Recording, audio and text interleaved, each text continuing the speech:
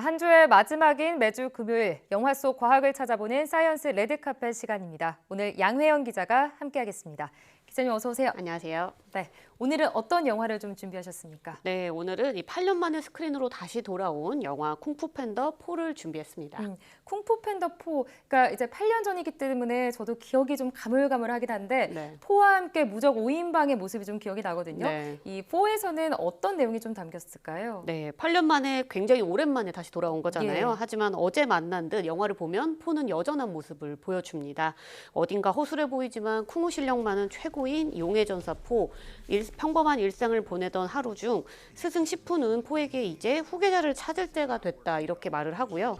포는 평범한 일상을 계속 유지하며 본인이 용의 전사로 계속 남고 싶어 합니다.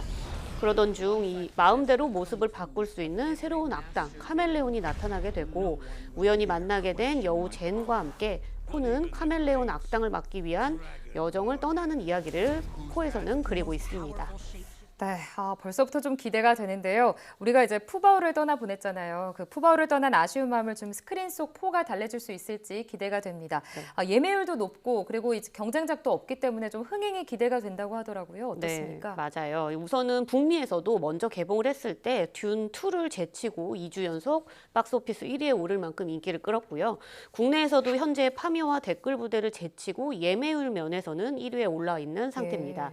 영화가 선거일인 다음 주 수요일에 개봉을 할 예정인데 이 쿵푸 팬더 4 이외에는 이 선거일 에 가족이 함께 볼 만한 영화가 별로 없는 상황인데다가 이 4월에 가장 기대작인 범죄도시 4도 4월 말 개봉으로 이제 개봉일이 확정되면서 쿵푸 팬더 4의 인기가 한동안은 유지되지 않을까 생각이 듭니다.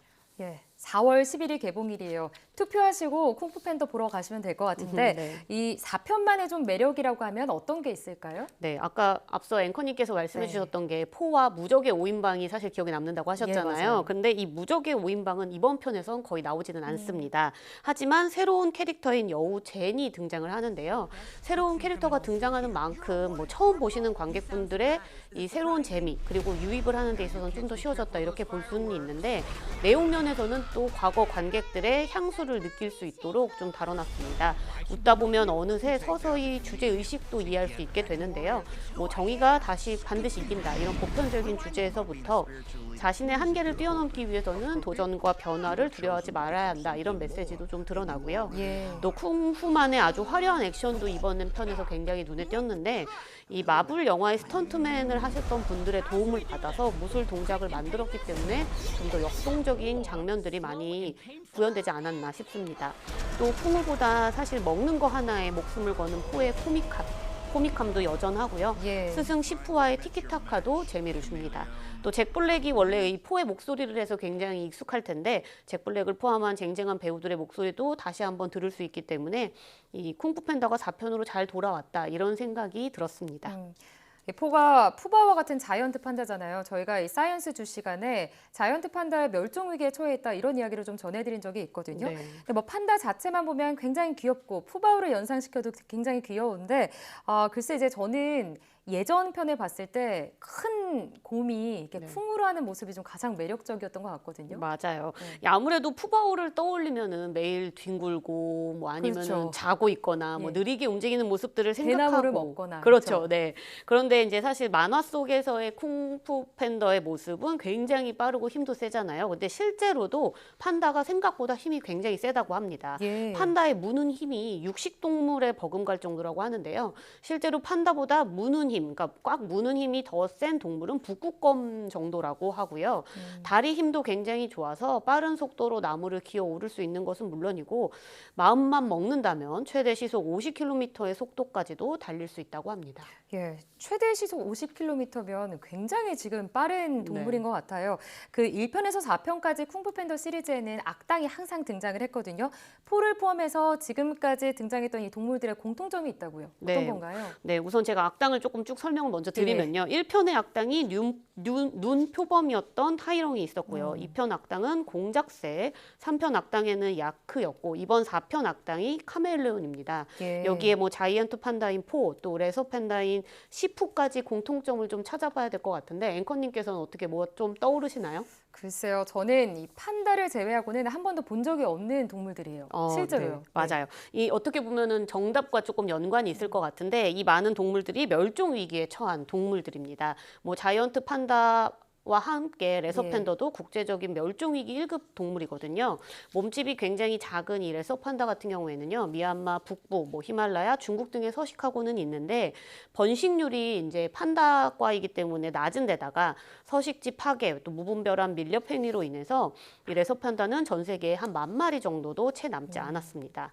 또 1편의 악당이자 이번 4편에도 등장하는 타이런 같은 경우에는 눈표범인데요. 예. 이름처럼 털이 하얀 빛을 띠는 이 눈표범은 멋스러운 모피를 만드는 데 굉장히 쓰일 수 있기 때문에 밀렵꾼들의 표적이 됐었고요. 또 환경 변화 탓에 개체 수가 줄어들어서 현재는 5,000마리 정도밖에 남지 않았다고 합니다. 또 우리가 동물농장 같은 데서 보면은 공작새를 좀 쉽게 볼 수 있지 않나 이렇게 생각할 수 있지만 예. 의외로 공작새도 서식지 파괴, 사냥, 또 불법 무역과 같은 이유로 인해서 멸종 위기에 처해 있고요. 마지막으로 이 카멜레온을 포함해서 뭐 도마뱀, 거북이, 뭐 그다음에 악어 등 전 세계 파충류의 21%가 현재 멸종 위기에 처해 있습니다. 예. 파충류도 사냥이나 낚시, 또 불법 거래 등이 아주 심각한 위협 요인으로 나타나고 있습니다.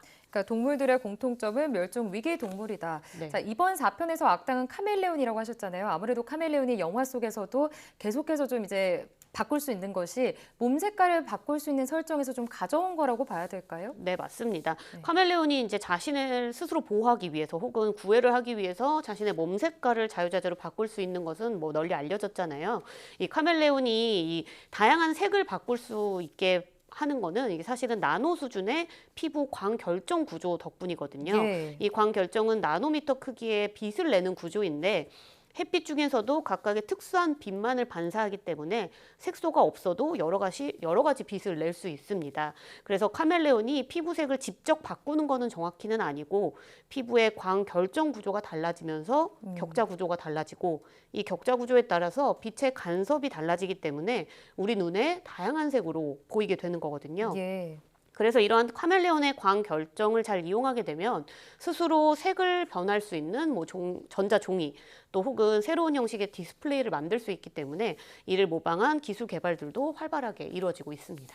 예, 4월 10일 개봉합니다. 쿵푸팬더 4 좀 기대가 되는데요. 많이 좀 참여를 해보셨으면 좋겠습니다. 사이언스 레드카펫 오늘 양혜은 기자와 함께 이야기 나눠봤습니다. 고맙습니다.